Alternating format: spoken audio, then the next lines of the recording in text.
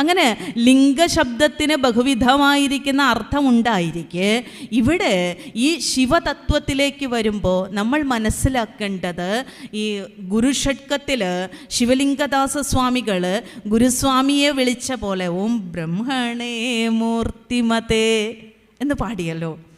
ശ്രിതാനാം ശുദ്ധിഹേതവേ നാരായണ യതീന്ദ്രായ തസ്മൈ ശ്രീ ഗുരവേ നമഃ. ഓം ബ്രഹ്മണേ മൂർത്തിമതേ, ബ്രഹ്മം മൂർത്തരൂപത്തിൽ വന്നവനെ. ബ്രഹ്മത്തിന് പ്രത്യേകിച്ചൊരു ഷേപ്പില്ല അല്ലേ? പക്ഷേ ആ ബ്രഹ്മം ഒരു ആകാരത്തെ എടുക്കുകയാണെങ്കിൽ, ആ ബ്രഹ്മം ഒരു രൂപത്തെ കൈക്കൊള്ളുകയാണെങ്കിൽ അതെങ്ങനെ ഇരിക്കും എന്ന് ചോദിച്ചാൽ അത് ശ്രീനാരായണ ഗുരുദേവ തൃപ്പാദങ്ങളെപ്പോലിരിക്കും എന്ന് പറയുന്ന ഒരു കാഴ്ച, അത് അവിടെ കാണുന്നത് പോലെയാണ് ശിവലിംഗവും നമ്മൾ ദർശിക്കുന്നത്. ആ നിരാകാരമായിരിക്കുന്ന നിർഗുണമായിരിക്കുന്ന തത്വത്തെ ഈ ശിവലിംഗത്തിലൂടെ പരിചയപ്പെടുത്തുകയാണ്. നാരായണ ഗുരുദേവൻ ആത്മോപദേശ ശതകത്തിൽ അത് പറയണ്ടായി. ത്രിഗുണമയം തിരുനീറണിഞ്ഞൊരീശൻ അകമലരിട്ടു വണങ്ങി അക്ഷമാറി സകലമഴിഞ്ഞു തണിഞ്ഞു കേവലത്തിൻ മഹിമയുമറ്റ് മഹസ്സിലാണിടേണം. ത്രിഗുണമയം തിരുനീറണിഞ്ഞ ഒരു ഈശൻ. ശിവൻ്റെ പ്രത്യേകത എന്താണ്? ഗുണാതീതനാണ്, നിർഗുണനാണ്, ഗുണങ്ങളെയൊക്കെ ചുട്ട് ചാമ്പലാക്കിയതാണ് അല്ലേ? നമ്മൾ പ്രകൃതിയുടെ സ്വഭാവം എന്താണ്? പ്രകൃതിയുടെ സ്വഭാവം ത്രിഗുണാത്മികയാണ്. മൂലപ്രകൃതിയെ സാഖ്യത്തിൽ പറയുമ്പോൾ സാഖ്യശാസ്ത്രകാരൻ പറയും, എന്താ പ്രകൃതി എന്ന് ചോദിച്ചാൽ ത്രിഗുണാത്മികയാണ് പ്രകൃതി. സത്വവും രജസും തമസും മേളിച്ചിരിക്കുന്ന അവസ്ഥ. ആ മൂന്ന് ഗുണങ്ങളെയും എരിച്ചവനാണ്, ഇല്ലാണ്ടാക്കിയവനാണ്. ആ മൂന്ന് ഗുണങ്ങളെയും ഇല്ലാതാക്കിയ ശുദ്ധബോധസ്വരൂപമാണ് ആരെന്ന് പറയുന്നത്? ശിവൻ എന്ന് പറയുന്നത്. ആ ശിവലിംഗത്തിലൂടെ നമുക്കും ആരാധനയ്ക്ക് ഒരു മീഡിയം ആവശ്യമുണ്ട്. നമ്മളോട് എല്ലാത്തിനെയും ആകാരമില്ലാത്ത, ഗുണമില്ലാത്ത, രൂപമില്ലാത്ത, മണമില്ലാത്ത, ശബ്ദമില്ലാത്ത ഒരു തത്വത്തെ ഒന്ന് വിചാരം ചെയ്യൂ എന്ന് പറഞ്ഞാൽ സാധാരണ ഒരു വ്യക്തിക്ക് സാധ്യമല്ല.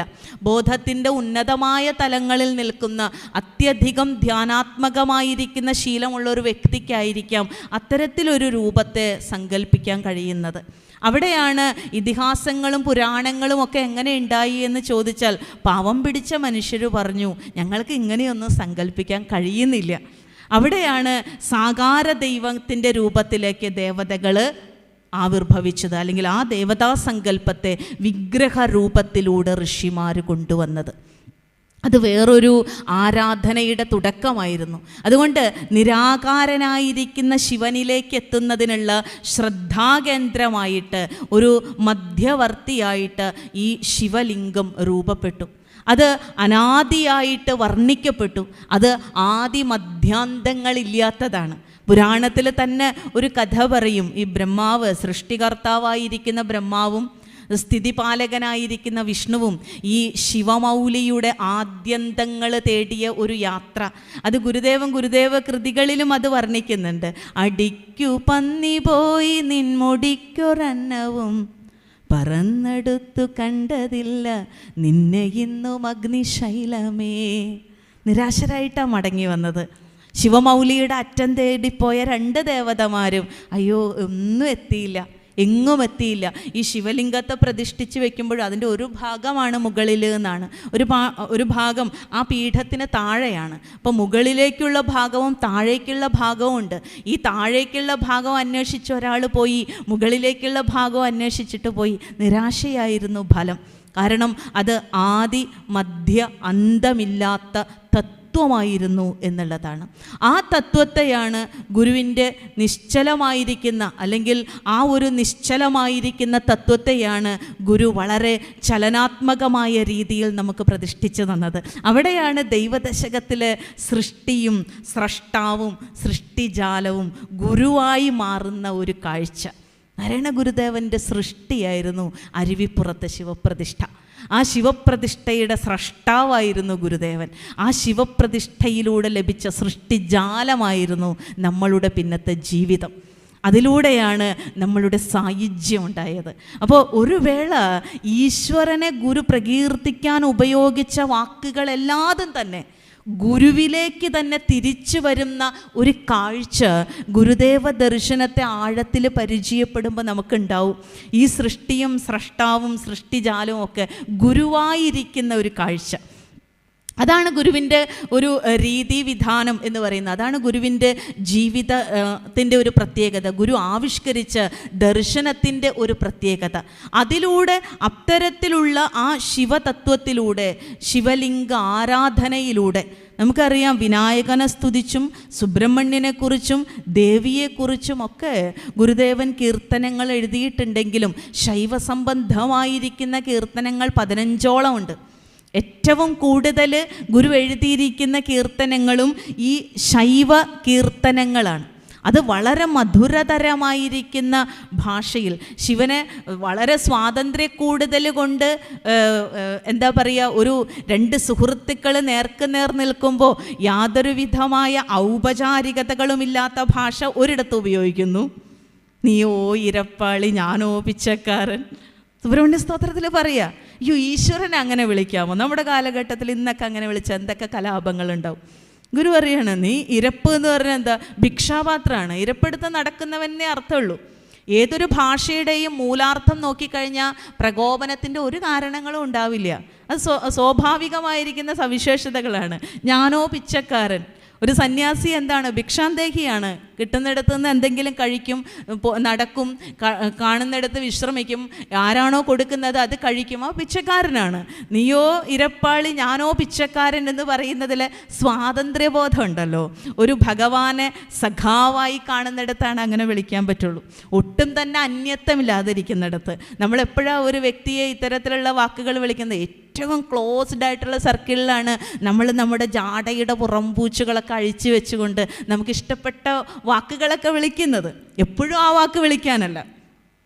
അത് കഴിഞ്ഞ്, ആ വിളി കഴിഞ്ഞ് വേറൊരു വിളിയുണ്ട്. പുതുമാം കനി പുത്തമൃതേ ഗുളമേ മധുവേ മധുരക്കനിയേ രസമേ വിധി മാധവരാതി തിരഞ്ഞിടുമെൻ പതിയെ പദപങ്കജമേ ഗതിയെ. ഇങ്ങനെയും വിളിക്കും. വെറുതെ വിളിക്കുകയല്ല. എൻ്റെ മധുവേ മധുരക്കനിയെ രസമേ വിധിയെ വിധി മാധവരാതി തിരഞ്ഞിടുമെൻ പതിയെ. ബ്രഹ്മാവും വിഷ്ണുവും ഒക്കെ തിരയുന്ന എൻ്റെ പതിയെ. പശുപതി എന്നാ പറയുക. പശു എന്ന് പറഞ്ഞാൽ എന്താണ്? ജീവനാണ്. നാം ഓരോരുത്തരും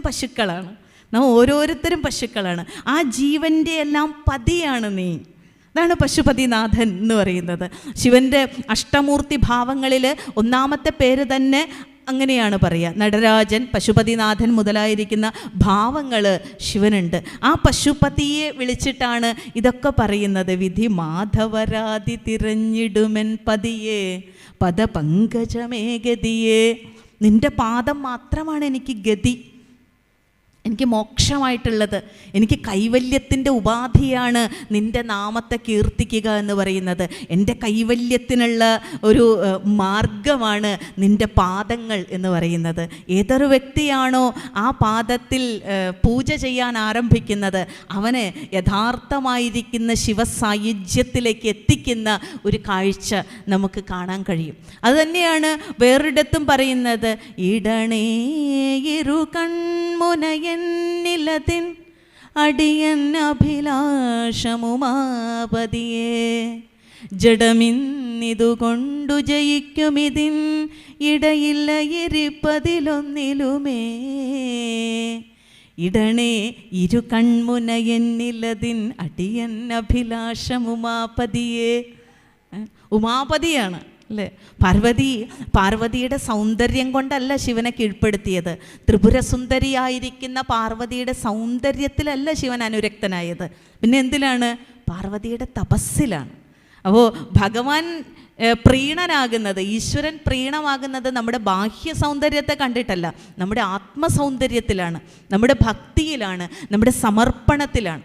അവിടെയാണ് ആ ഉമാപതിയായിരിക്കുന്ന നാഥനോട് പറയാണ്, ഇടണേ ഇരു കൺമുന എന്നിലതിൻ. നിൻ്റെ ആ ഒരു മിഴിമുന കൊണ്ടെന്ന് എന്നെ ഒന്ന് നോക്കൂ, ഞാനൊന്ന് വിശുദ്ധമാകട്ടെ, ഞാനൊന്ന് പരിപൂതമാകട്ടെ എന്ന് പറയാം. അടിയൻ അഭിലാഷം ഉമാപതിയെ. എൻ്റെ ഏറ്റവും വലിയ അഭിലാഷമാണ്. ശിവന് നിരാകാരനായും ധ്യാനിക്കുന്നു, സാകാരനായും ധ്യാനിക്കുന്നു. എന്നിട്ട് പറയാണ്, ജഡമിന്നിതുകൊണ്ടു ജയിക്കുമിതിന്. നിൻ്റെ ഈ നോട്ടം കൊണ്ട് എന്താണ് ഉണ്ടാകുന്നത്? ശിശിരീ കുർവതേ ശാന്തൈ കടാക്ഷൈ ശിഷ്യ സഞ്ജയാൻ എന്ന് പാടിയ പോലെ ഈ ദൈവത്തിൻ്റെ ഈ ഒരു നോട്ടം കൊണ്ട്, ഈശ്വരൻ്റെ ഈ ഒരു വീക്ഷണം കൊണ്ട് ജഡം ഇല്ലാണ്ടാകുന്നു, അജ്ഞാനം ഇല്ലാണ്ടാകുന്നു.